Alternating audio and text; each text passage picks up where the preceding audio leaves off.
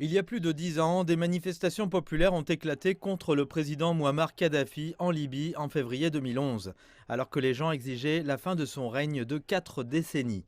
Mais contrairement aux voisins de la Libye, l'Égypte et la Tunisie, où les dirigeants ont répondu au soulèvement en se retirant, Kadhafi a riposté pour affirmer son contrôle.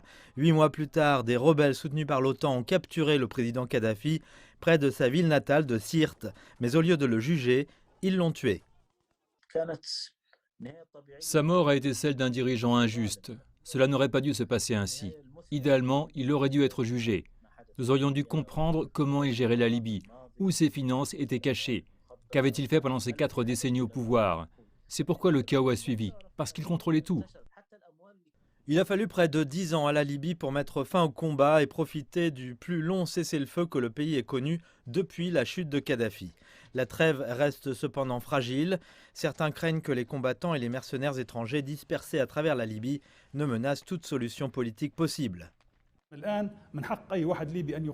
Maintenant, les Libyens voient cela comme leur droit de porter des armes et de combattre les combattants étrangers dans leur pays. Ils se révolteront et élèveront la voix, peu importe ce que l'Occident dit. Je ne pense pas que la Libye récupérera bientôt. Les envahisseurs de l'OTAN qui ont attaqué la Libye avec des frappes aériennes pendant 8 mois veulent toujours contrôler la Libye.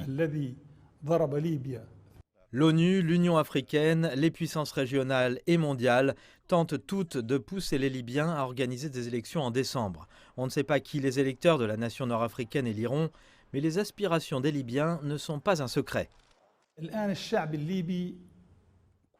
Les Libyens veulent revenir au pays d'avant 2011. Si le peuple avait la liberté de choisir son leadership et son parlement, il aurait terminé la tâche en 1 an. La Libye d'avant 2011 était un pays en développement. Il n'y avait pas de terrorisme. C'était une économie de premier plan en Afrique. La Libye a souffert après Kadhafi parce qu'il n'a pas créé d'institutions étatiques indépendantes. Il n'a pas créé de fondement pour l'état de droit. Avant de mourir, il a juré de détruire son peuple.